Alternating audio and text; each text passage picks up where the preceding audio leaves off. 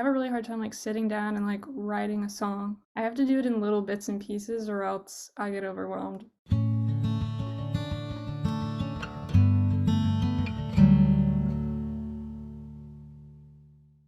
My guest today is Isabel Pless.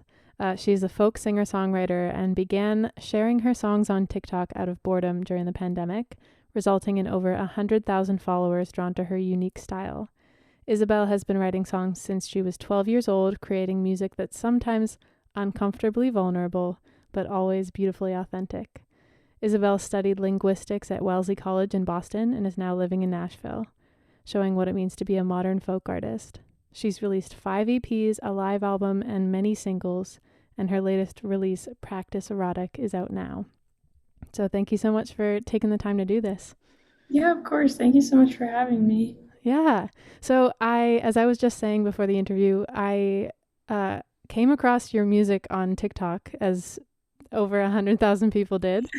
I think a lot of us had a phase especially during COVID, that was just like heavy into TikTok and heavy into like, I did a lot of sharing my songs on TikTok around that time, and I feel like I've since given up in a way, but I came across your music, and I don't know very much about you as a person or your journey, that got you to where you are today in songwriting and in music at all. So I'm really excited to hear more about your life. So can you tell me how you started writing? Yeah, I think it happened kind of naturally where I started taking guitar lessons in middle school and I was like 10 or 11, and then a lot of what we were learning was like pretty simple chords and stuff, which make up a lot of like common singer-songwriter uh type, I don't know, type songs, and I was really curious about the writing process, and also I was like really into Taylor Swift at that time, as a lot of Oh us. yeah. I was like, I want which to do that. which album was popular at the time? I think it was right before Red came out, Mm. so right, right in the 2012 time period. Anyway, I just was really inspired by like young female singer songwriters, so I wanted to try songwriting, and then I started writing. So yeah. Nice.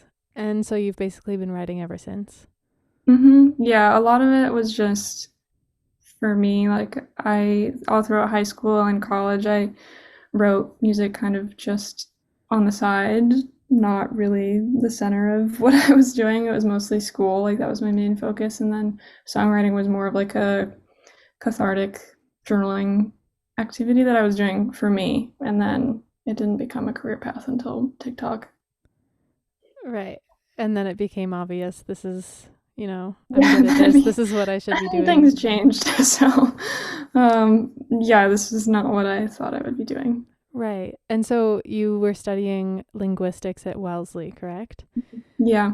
And so in a way you've always been a writer aside from songwriting, like you've always been drawn to writing and language and that kind of stuff? Yeah, definitely. Was um I was really into poetry in high school. Like I would do poetry competitions and stuff, so that was more what I was doing at that time. And then in college I was an English minor and then a linguistics major, so a lot of what I was studying was like language and then also like composition. Nice. So it kind of just built a bridge to the path of songwriting. Yeah, I was like inadvertently studying songwriting.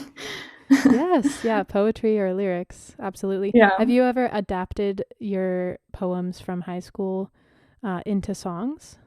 I haven't. They always felt really different to me. Um, I feel like I've written poetry and songs about the same like experience or thing, but I have never like turned a poem into a song or vice versa. Interesting. Yeah. They seem different to you. Yeah, they feel very different to me, or the creation of them feels really different. I just think there's like in music, there's obviously the like the melody and the lyrics and the you know composition piece, and then poetry, it's like all language. So Right. I'm thinking about different things when I'm doing. Yeah. Either.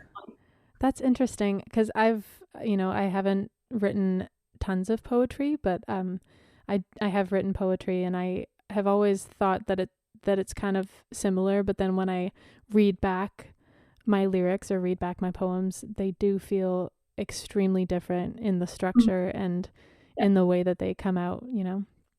So totally. I like to ask every guest, do you remember the very first song that you have ever wrote? Yeah, I mean, I don't remember like all the words and stuff. It was like a heartbreak song, which is funny because I was not experiencing heartbreak at 12, but it was like a replication of I of can a relate. heartbreak I song. can relate. It's like, I'm so Yeah. Yeah, lonely. I was like, I'm in sixth grade. Oh, that's hilarious. Yeah, Yeah. I think I wrote a song when I was 12 called Cry about like a So heartbreak of straight to being the in love. point. And I was like, I've Yeah. never kissed a boy before. Yeah. I've never touched anyone intimately. Do you remember what it was called? I think it was like Heart in a Box, like something like really Mm, a little bit abstract. I like that. And it wasn't first person. It was like there was a girl and there was a boy and they were in it was which is interesting, honestly, I feel like as a first song, Yeah, but yeah. I love that. And so you were writing songs casually throughout high school and college, but like you said, it wasn't your main focus. And then was it TikTok that really kind of launched you into the Yeah. career path that you're on now? Yes. I in high school, I think I was like I played around with Vine and stuff. Obviously, that was hard as like you're like writing songs like it's 6 seconds. Nobody's really that interested in Wait, like in what you've written for Vine. you posted some of your songs on Vine, like 6 second Oh yeah. clips of your Oh yeah. 15-year-old me posted 6 second clips of my songs on Vine. I Um, love that. they didn't do very well, obviously. They also were not very good songs, so that also plays into it. And then junior year of college, I started posting on TikTok mostly just because I was bored and wanted to see what would happen if I posted something on TikTok. So were you surprised at the result? Yeah, very. I was not expecting that. I don't know. I don't really know. I'm not sure what I was thinking. Like, I wish I could go back and be like, what was the thought process of posting that? But yeah, way more attention than I was expecting. Okay, because that was another question is like, did you plan to start posting TikToks, or was it just like a kind of spontaneous, like, I wrote the song, I might as well, Yeah, jump on the I'm TikTok totally train? that. I had like a huge back catalog of stuff that I just like written over the years. Um, and I just remember I posted one that got like it had like 200 likes, so it probably had like I don't know 7,000 views or something. And then all these people started following me, and I was like, I guess I should probably post more, right? Like that's probably what they want. um, and then it just kept getting like bigger, bigger, bigger. So not at Wow. all what I was expecting. And was this like 2020, like peak Yeah, this was pandemic? end of 2020, so it was like peak TikTok for you page era, sort of singer songwriter stuff. Yeah, I mean, you just popped up on my For You page, and I think that probably like a lot of people, I was just instantly drawn to your conversational lyrics and like aggressive kind of the juxtaposition of like how sweet and soft you are in your music and as a person seemingly, and then you just being like, I hope you're not doing well, or like that. It's so captivating to find someone who is writing songs in a different way, that's really refreshing. um, Thank you. so I'd imagine I'd imagine that that's the experience that a lot of people had. And yeah, so I'd imagine you were studying at this point online, right? Yes, yeah, I had Wellesley shut down where so for the rest I got sent home halfway through my sophomore year. So I did the rest of my sophomore year online, and then I did all of my junior year online. So I'm from Vermont, so I went back home and I was doing it like out of my bedroom. It's Right. horrible. Oh my God, that sounds awful. I'm very lucky to have not had that experience, although my brother was studying in Boston at Berkeley as well and had that same experience of like having to move home and then oh, it was Can't imagine terrible. music school online is productive or I fun. know. And he's a drummer, so he was doing like like I'm like how do you do a private instruction through Zoom on the drums? It's I don't know, you got to get creative about it. Yeah. Anyway, so I guess perfect time to be sitting in your bedroom and writing songs and sharing them on TikTok. Yeah, it was the prime time of that.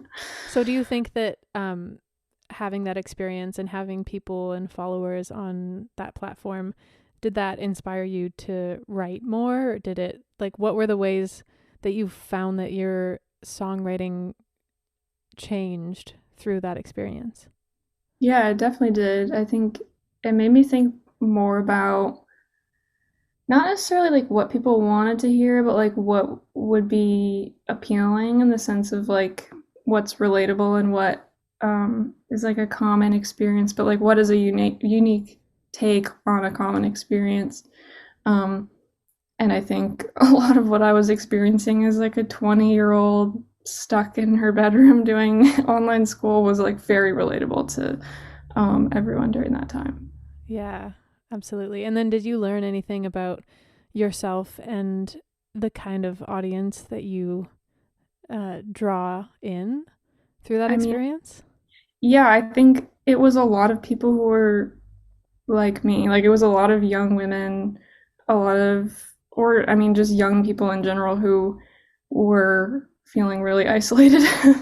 um, and, I think I write like inadvertently sort of about mental health, like not directly, but, um, and I think that that had a really huge, that was a huge piece as well, was a lot of people like feeling like they were seen or understood, and then I also felt seen and understood by people listening. So Yeah, yeah. I feel that a lot of your lyrics are almost like satirical comedy of like Thanks. mental health. Like I've been listening to your music a lot lately to prepare for this and I like it's funny, but not like even your TikTok handle is like everything hurts, man, right? Yeah. I didn't even realize that. I'm like it's just like a lot of being kind of self-critical in a completely open and vulnerable way that people can relate to. Like I even wrote down some lyrics that I heard that I'm like, "Oh, this is actually me."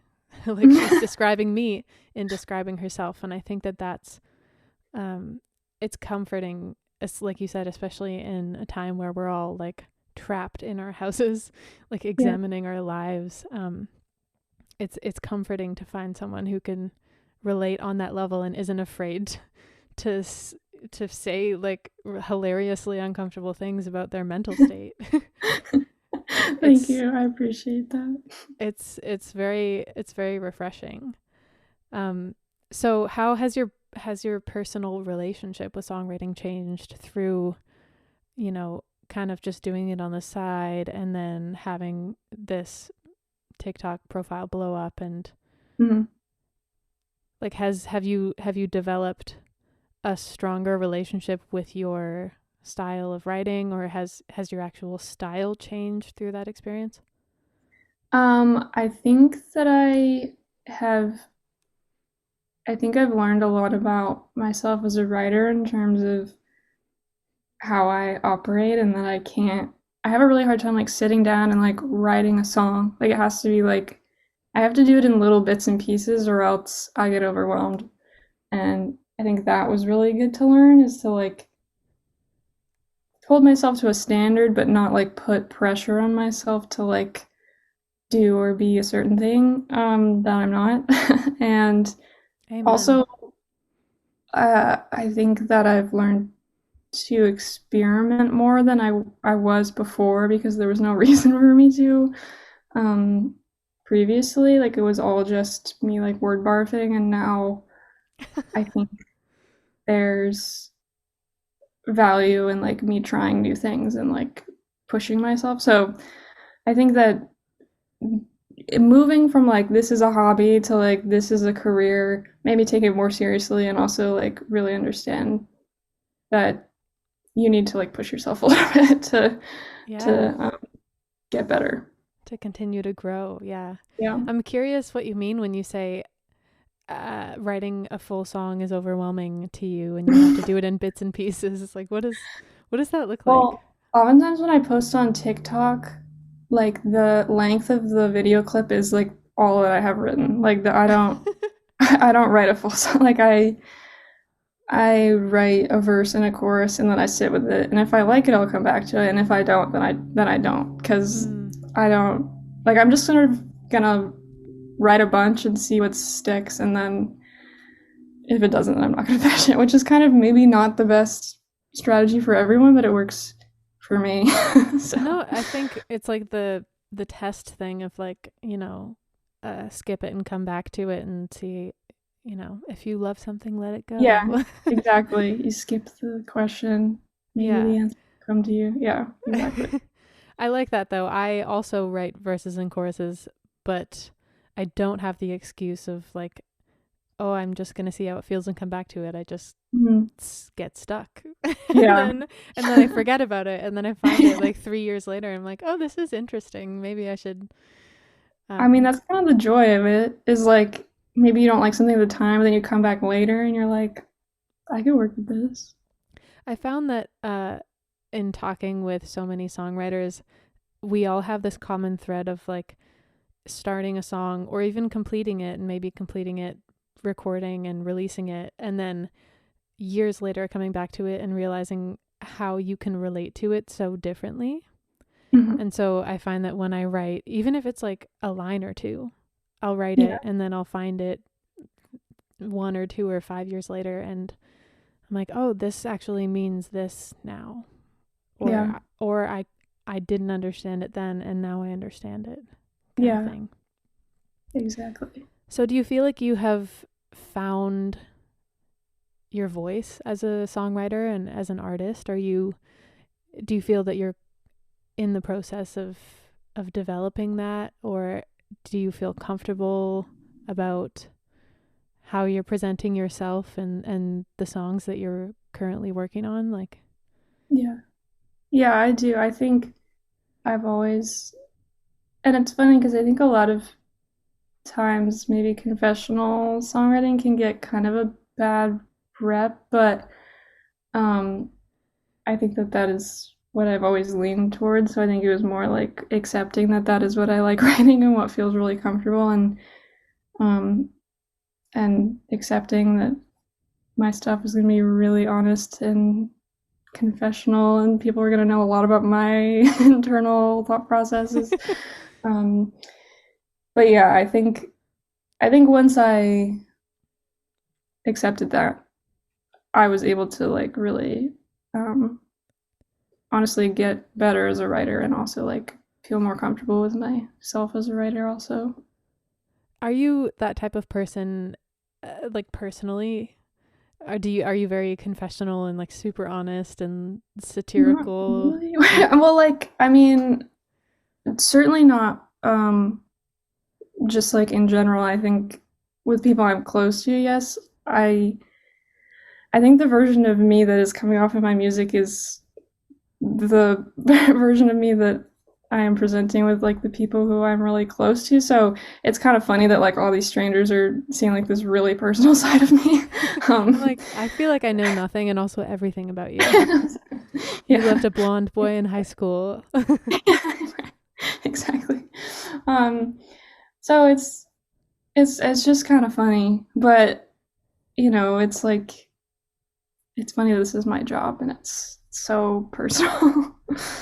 I honestly love it, and I don't know why I haven't heard the term confessional songwriting Oh, before really? this I moment. feel like I saw a clip of Joni Mitchell being like, "I hate confessional songwriting," like, blah blah blah. My songwriting isn't confessional, and I was like, mine Okay. is, I think. Unfortunately, yeah. She's like a confessional songwriter in but just in like a very metaphorical way. Like you have to I guess maybe that's not confessional songwriting, but if you read between the lines. I think I think people are gonna have their biases, and Yeah. that's okay. I guess I've always just described it as like conversational lyrics. Like Mhm. it's funny actually yesterday I was sitting on the couch with my husband and I was going through some of your lyrics and just reading them. And there was, I forget which song it was, but one of the songs, like the first verse, I read it aloud to my husband because I was like, this just sounds like I'm having a conversation with you. Like it's not even like, and I don't mean this in a negative way at all, but it's not even really structured as like a typical verse, you know? Yeah, And I don't even think like the last it was like a 6 line verse and the last line didn't even rhyme with anything, but it was mhm. like it feels so comforting and just like when I'm listening to your music it just feels like you're sharing something with me, Mhm. which I'm very drawn to stylistically. Because I'm very lyric focused as well as I'd imagine you are as a Yeah, very. linguistics major. Um, but I don't know, it's very refreshing in and but I also do love songs that are like, you know, Rush lyrics for example are like Right. complete like they don't make any sense or like alt J where it's just like, Yeah. you know, but we have to have both. And Yeah. I really love it. Um Thank you. so do you when I was mentioning earlier how your lyrics are funny, do you do this on purpose or I'm, do you think it just comes out? I don't purposely, I never purposely sat down and been like, this next line is gonna be so funny. I think, I think that It's gonna be so funny. I can think of several times where a line has come to me and it's made me laugh out loud. And so those are the ones where I'm like, that has to go in. Like it's when I'm like, that's stupid. Like I'm like, that's going in. Because if it's weird and stupid and I laugh out loud, I'm like, that's has to go in. Like I love I that. think anything kind of that catches people off guard or when I'm writing it and it catches me off guard, that that's catchy and hooks people in. So yeah. Yeah. I feel that a lot of those things are also like you're such a modern songwriter being like a young person in this Yeah. kind of new era. Even the single that's like parentheses close friends story or something. I'm like, I feel old. Like I feel like a boomer. I'm like any I'm like an old crotchety man that's like I don't even sometimes like when people reference like iPhones in songs because I'm like, Right. oh, it's whatever. Or But nine times. yeah, but I think it's so refreshing as well. I realized that verse that I was just talking about. I wrote it down, and can I read it? Yeah. It's from Jude Law, which the the first verse. I thought Jude Law had ruined love for me because they wrote him too well in The Holiday. Didn't know what else to blame for my high expectations, so when anybody asks, that's what I say. And my parents are so in love, it's disgusting. Had a meet cute at a sleepaway camp, got engaged after only 6 months of dating, and have been obsessed with each other ever since. Yeah. Like, that's incredible. Thank you. it sounds That's like it sounds like you're just sharing, you know? It sounds like we're just at a cafe and you're like talking about your parents and a movie you saw. that's so funny. I that's so funny you said I literally wasn't thinking that at all when I was writing it, and I think I don't know, I'm happy it comes off across that way. And I do think hopefully people are drawn to it in the sense of like it does feel so um like we're just talking Yeah. because especially something like that that's kind of silly and goofy, it's like something you chat about with your friends where you're like, Yeah. hey, remember Jude Law on the holiday? Yeah, exactly. And it also makes me want to watch The Holiday, and it also does remind me that they did write him too well. Like Yeah, we it's a have, perfect Christmas movie. Yeah. it's layered. There's depths to this. Yes. They write men too well in these movies, and then we have high expectations and they consistently let Yeah. us down. And Yeah. there's so many ways to write that concept, but I love Yeah. the way that you just present it at face value. Thanks. So, can you tell me about your new single, Cactus Yeah. Erotic? Um, I wrote it in August. It was funny because I started the line like I took in like a tonic, which is the first line of the song, and I was trying to put it in something else, and I was like, actually, I want to save this for something else, and I was just thinking about um, my journey with specifically like romance and like love and relationships, and I really struggled with figuring out who I was like all the way through high school, college, up to like kind of recently. And so I just never was able to really see a side of myself that was romantic. Um, and I've been in a relationship now for 7 months, and it's awesome and amazing, and like he's the best. So I don't know. It's just really like it's a song about letting yourself be in love, and also um, maybe that your expectations are like a little bit different than like what things aren't always. I don't know how to say this. Like talking around Yeah. it. No, I understand. And I think that that experience of uh, figuring out and really struggling to realize who you are as a person, to me, just describes being in your early 20s. Yeah, And, you know, sometimes in my experience, I navigated that around being in a relationship because I've been with someone for so long. But sometimes that can be also really uncomfortable because you love someone, but you also don't really know who you are. yes, And I'd imagine that when you are able to take that time for yourself and really like understanding and shaping who you are as a person, then you can enter a relationship in like a more secure way. totally. And I think I just had so many preconceived notions about like this is what it's going to look like for me. This is what It's Jude the Law. timeline of what's going to happen. Yeah, July timeline. This is like what it's going to feel like. And I think part of growing up and also learning about who you are is realizing that like what you thought was going to happen is not always what's going to happen, and that can be like a really good awesome thing also. Yeah. So It's a hard that is, lesson though. yeah. That just That's what that continues song's about. forever. Awesome. Well, I really like it. My favorite lyric is tried to super glue my feelings to the first guy who wanted me. Thank you. I'm like, can relate, check. Like, give me attention. Been there. Yeah.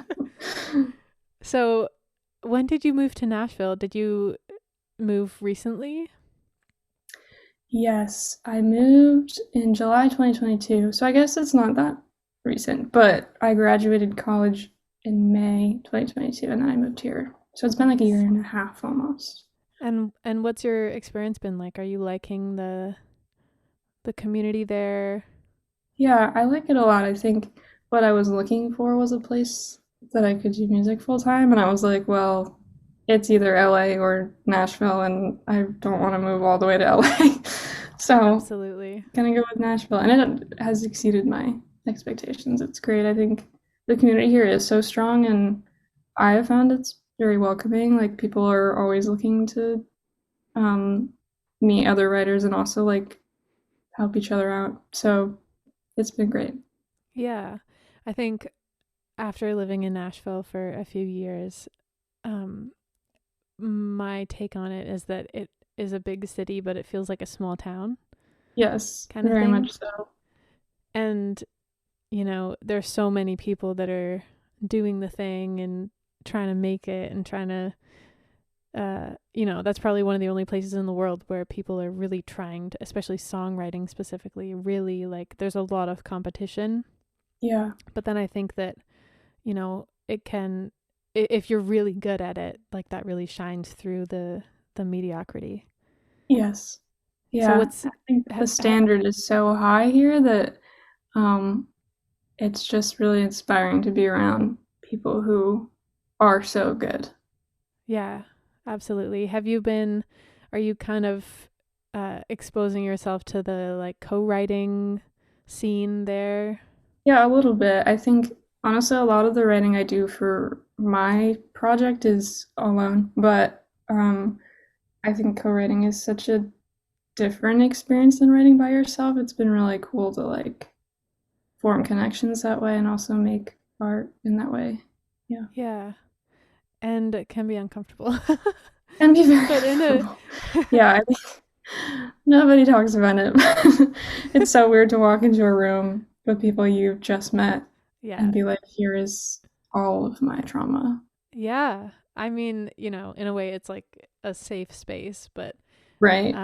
it's such an interesting job to have where you're like, Yeah. nice to meet you. I got broken up with last week Yeah, I'm and so sad right now. I might cry in this session. Yeah. But Yeah, like you said, exactly. the standards are so high, so Mhm. you can just be lifted up. Right. What's your favorite thing about living in Nashville, like musically? Um, I mean, I love that it's everywhere. Sometimes it's a little bit annoying. Like you fly back from somewhere and you walk to the airport and it's like some guys playing covers in like There's an guitars airport bar and everywhere. you're like, oh my God, I'm back in Nashville. But I just I just I do love that it's the center of the city and I think that's so cool to have a whole city like based around music. I've never lived obviously anywhere like this before, so Yeah, it's pretty wild. It's fun when people come to visit and then you take them downtown Broadway. to Yeah. Broadway and you're like, I never come here. I never come here. This is so cool. It's just music blasting from every Neon corner. lights, country music everywhere. Yeah, it is funny. It feels like I'm living in two separate cities sometimes, where it's like there's Nashville with the Yeah. neon lights and like Blake Shelton, and then like Yeah. Nashville. Yeah. Then there's like Little East songwriter Nashville. Nashville. Yeah, I think that's what makes you realize the town is so small when you like find your Mhm. people and then they know people that you know and You know it just everyone. Yeah, it's becomes just one one big big circle. happy family. Yeah. Yes. Um what is your favorite song that you have ever written Ew. and why? Um, that's a good question. I think Practice Erotic is up there, but also I'm always inclined to like be obsessed with the one that just came out. Yeah. um, I there's one that isn't out yet, so that's kind of not super helpful for reference, but um, it's called Isabel because I wrote it for myself, and I was like, so I'm going to name it after myself. Aw, Um, that's beautiful. and thanks. And it's just about like the first line of the chorus is you don't have to be good all the time, and I think the whole song is just like a reassurance in terms of you're allowed to be a human being. um, so I think that'll be out next year, pretty I love soon that. ish. I love that. Going easy on yourself. Very, which I'm not That's always good at. So yeah. who It is? I don't yeah, I know. was going to say, not me. Yeah. That kind of reminds me of I don't know if you watch Gilmore Girls, but Yes. it's like when Lorelai names her daughter Lorelai. It's Yeah. like this is my song. It's called Isabel. I'm like, I want to use that. That's amazing. And what about out of well, I guess you just answered my question, but out of all the songs you've released, do you think Practice Erotic's your favorite? Yeah, I think like Bechtel test will always be special because that was the one that really, I don't know, made me be able to Yeah. like move here and have a career in music. Yeah, and also I have a song called Little Life that's like really a really mean song, and that's kind of out of character for me. And that was just a really cathartic one to write. Yeah. Yeah, I remember I have a song called Heal Hmm. that it's not like really mean, but I don't think I'm a very like mean-spirited person, so some I guess I felt comfortable to write like that because I'm not really like that. Yeah, Like I would never say these things to somebody's face, but it felt exactly. like safe to write lyrics. But the first lyric is like, when I said I love you, I wasted my breath. And Ooh, I feel like yes. it's like that's so vicious. But in a way, it's like one of my favorite songs and one of my favorite lyrics because it's like pushing the boundaries of Mhm. who I am as a person. Yeah. And like I said at the beginning, you're such like a soft, sweet, sweet person, Thank you. knowing what I know about you. So when you say like, you know, there's one song where you're like talking about, I think a guy you dated in high school, and you're like, I hope you're not doing okay, or like it Oh, sucks to hear you're doing well, or something. yeah. Yeah. It's like I hope you Yeah. walk in alone, and I hope that I don't, or you know, Yeah. it's funny. Very much so. I think, and I don't know. I'm always like I try and be as I don't know open-hearted and like I think kindness is underrated as possible, but also like everybody has resentment, and I think that writing songs that are honest is more important than like being being a nice person all the time, if that makes sense. Yeah, absolutely. And sometimes it's healthy to just get it out, you know? Yes. Yeah. And I'm sure that there are far worse ways than writing a song, you So know? true. You could Much like punch worse. someone in the face instead. Or, you know, Yeah. more people should write songs. Yeah.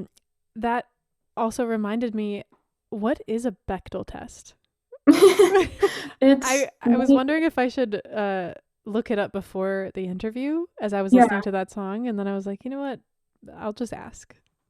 So I guess it wasn't created by her, but the um comic strip writer Alison Bechdel, I think it was her friend, came up with this test that was if a movie has two female characters that are both named who speak to each other at least one time about something in the movie that is not a man or like related to like a man's life, then it passes the Bechdel test. And I think it got called like it got labeled the Bechdel test because Alison Bechdel put it in her comic, but it wasn't really her that came up with it. Anyway, that's what Okay. it is.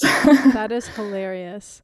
That Yeah. my brother just recently sent me something on Instagram that was like uh it was like Lord of the Rings, but the all of the scenes that female characters interact with each other, and then it was just like one scene, 1 minute long. and it's like a mother saying to her daughter like, let's go, and then just the credits roll.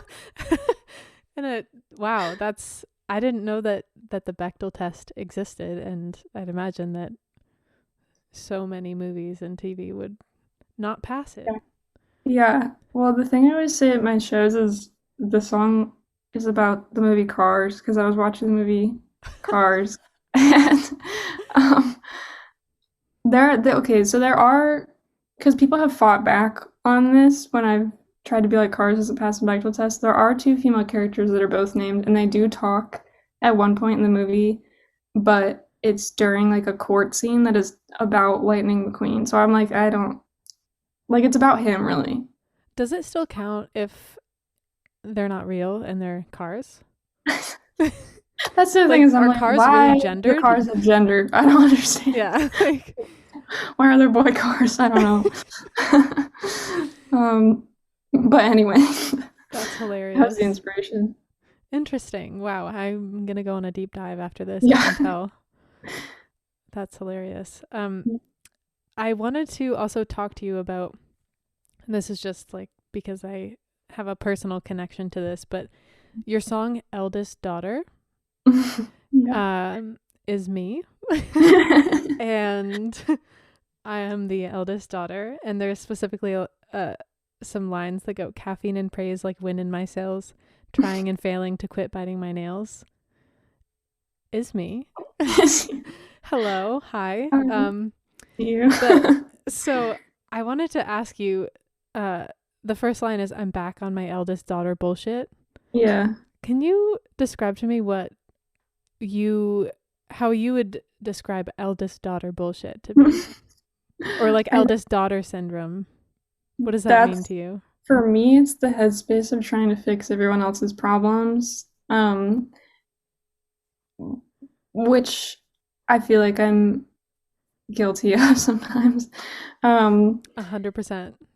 yeah, I think I'm the eldest daughter. My mom was the eldest daughter. Her mom was the eldest. So I'm like, it's a lineage at this point. um, Ah, and generational trauma. we have bonded over it. And yeah, I just think there's a certain responsibility that comes with like being the oldest kid, obviously, but also like the eldest daughter. You're like the caretaker and you look Mm-hmm. after everybody. Um, so a lot of it is like caretaking is the focus. Mm-hmm. That is so interesting. As you're saying that, I'm realizing my mom was the eldest daughter as well, and Yeah. basically like raised her brother, you know, Yep. kind of Exactly. thing. It's so relatable. I don't. The more the older I get, the more I realize that it's a thing. Yeah, It very much so. absolutely. I know. And I Yeah. think TikTok has also shined a light on that. Like I saw a video the other day that was like, "Hey, oldest daughters or like older sisters or whatever, like Mm. what is it like to like carry everybody's weight on your shoulders?" I'm like, "What? What? Like, oh, Oh, hmm, oh, what'd you say? What? yeah." Oh. Sorry, what? Oh, that's Yeah. hilarious. That, that is so funny. Um, so are there any songwriting techniques that you are currently hyper fixated on? Oh, wow. I like to ask this question because I feel that songwriters, or maybe it's just me, but go through phases of like Yeah. continuing something over and over again. Hmm. Gosh, I wish I had a great answer. I feel like I just like sit down and try and like get it out. I don't even have a strategy. Um, Not really. I think what I've been trying to do more is like break out of the same.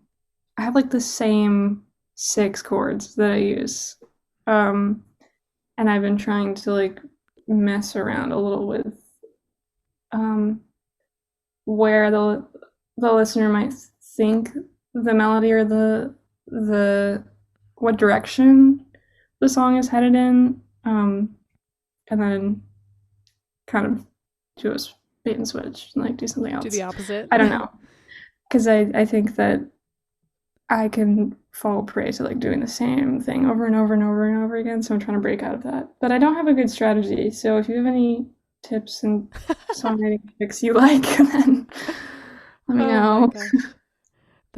I'm currently hyper fixated on, well, I guess maybe this is not a phase, but just rhyming way too much. Mm. I don't know if you're this type of A songwriter, good but internal rhyme, just like over and over and over and over yeah, again. yeah, it's like, well, we can do an Yeah, internal we rhyme, can. Should we? I don't know. I mean, we might as well. Probably should. Yeah. Like just finding words that have nothing to do with the song, but Yeah. um Hmm. yeah, just rhyming all the time. I think I have like pretty severe OCD and I'm very attracted to symmetry, so Yes. uh but my husband challenges that. He's very the opposite. He's like, That's "Dude, good. You let's have to just have do whatever the someone fuck we in want." your life, whether it's like a partner or a friend or mentor, be like, what if? What What if you if? didn't? What if you didn't do that? Yeah. Do you find that your lyric writing is heavily influenced by the studying that you've done on like language and English and Yeah, I think a lot about vowels for some, like, I think it can be really satisfying to have a lot of similar vowels, like in one phrase, or a lot of similar sounds. Like I have a song called Family Tree where God, now I'm not gonna remember what line. It was like every woman in my family, last child. I'm only 20, but I know the way the world can string you up, like the W's. I think that's really appealing to me. Having Yeah. the repetition of like sounds is very appealing to me. Anyway, that's what I think about a lot. Yeah. Yeah, me too. Having alliteration in every line Yes. unnecessarily is something that I Yeah. also do. Right. Like, well, it's just more Yeah. fun that way. Yeah, definitely. I think more abstractly, I um we learned a lot about like connotation in linguistics or like what something actually means versus like what the connotation of something is, like what's not being said when you say something, Oh, or like what's being implied. And I or think how that's someone useful. could take it. Yeah, yeah. Interesting. So I think that's an interesting thing to think about in songwriting also. So do you consider that with all of your lyrics? I think so. I mean, not all of them, but sitting down and going over the lyrics again and thinking really hard about like the intention behind words is important to me. Yeah, absolutely. Words are powerful. Yeah, very much so. I think that's why I like them. Yeah, I mean, They're so powerful. Although, you know, also I have this juxtaposition like just in my life when even just speaking, um, like I try to as best I can live by the Four Agreements book, which is what is the one that's like be impeccable with your words, hmm, um, which I don't do a very good job of. Uh, because I think that words are really powerful, but at the same time, I also don't want to be the person who's taking every word to heart and taking everything personally and then letting that right. affect me because they're only words, like sticks and Yeah, stones kind of thing. right. Kind of strange to ponder, but anyway, side note. I wanted to also ask you about because you have such a uh, history and presence on TikTok. How have you found the experience of connecting with users and like connecting with your audience and comments, and has that affected your self-confidence at all, or do you find that it's just like a beautiful, healthy, welcoming kind of If community? only. I think I've had to really separate myself from who I am online. So like the version I keep saying the version of me, like the me that is presented on my TikTok page is sort of one side of me and then, there's a lot that I keep private. And so like that helps when I'm thinking about comments and feedback and stuff to know that like the feedback being offered is not about me as a person. It's about like this one, Mm-hmm. thing that I'm putting out on the internet. And also positive feedback is awesome. Feels great. I think you have to work really hard to like still maintain a sense of like being humble and normal because like nobody should be able to receive that much positive attention. Like I don't think ever. Yeah, it is kind of And strange also when you think about it. yeah, it's weird. It's like you really have to be like, okay, whoop, we're separating from that feeling. And then also the negative feedback, similarly, it's like you have to take it with a grain of salt of like everybody has opinions. So Yeah. yeah. So I've done a lot of work on it. Yeah, I'd imagine it's strange. I don't have as great of a presence on TikTok, but even one comment will like set me off, or somebody Yeah. taking something in a way that I didn't mean for it to be, or people can be vicious. So I find that yeah, you got to kind of, like you said, take it with a grain of salt, or just don't even give it any energy. Right. Yeah. Um so I'll end the interview by asking the same question that I ask every guest, which is a two-part question. And the first part is, what advice would you give to your younger self when it comes to songwriting or music or your career? And then what advice would you give to your future self to keep in mind? Honestly, to my younger self, I think it'd be like just keep doing what you're doing. Like I think that I was so self-conscious about things that were just like part of being a young person, not knowing like where they were going or what they were doing. And I think if I could just go back and be like, you're doing okay. It's okay, keep writing, it's gonna be fine. um, I think that I think getting better comes with experience, and that is what I would have liked to hear when I was younger. Yeah, like staying on track and just not Yeah, feeling like you always have to be kind of zigzagging in different directions. And if something right. isn't working or if something isn't happening as quickly as you would have liked, sometimes I think just I agree staying on track and just continuing to do what you're doing, because you'll always get better if you just keep doing it, you know? Yeah, exactly. It's like there's nothing you need to be doing. You're already doing everything that Yes. You you need to think that you be need to doing. be doing something specific or what you're doing is not the right thing. And unfortunately, that kind of lasts throughout your 20s. Totally. As someone I love who's in their how late this is 20s and applying is to me right now. Yeah. still having that experience. Yeah. Um, hmm. My older self? I don't know. I feel like I just want to just pummel my older self with questions. I want to know what's going on. um,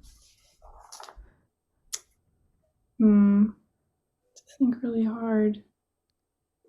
I don't know. I guess I hope I just don't lose sight of like how special it is to be able to do this as a career or like to be able to have people listening. I think that that is something I lose sight of sometimes, and that is such a incredible, like what a privilege and what an amazing thing to have. So I guess I would say don't lose sight of that. Yeah, absolutely. I agree. None of my guests have said that, and I wholeheartedly agree. And I think we can get so caught up in like numbers and industry and am I doing the right thing or do people care and all of this stuff. And then even having the smallest experience of one person connecting to a song at a show or one person sending a message saying, I really like this. Like, Mm-hmm. I added this to a playlist, or, Mm-hmm. even those things stand out as like such an incredible privilege. Yes. And it's really hard to forget that people do care, Yeah. you know? Completely. Agreed. Yeah. Awesome. Well, thank you so, so much for taking the time to chat. Yeah, of Um, course. Thank you for having me. yeah. What's the best way for people to support you?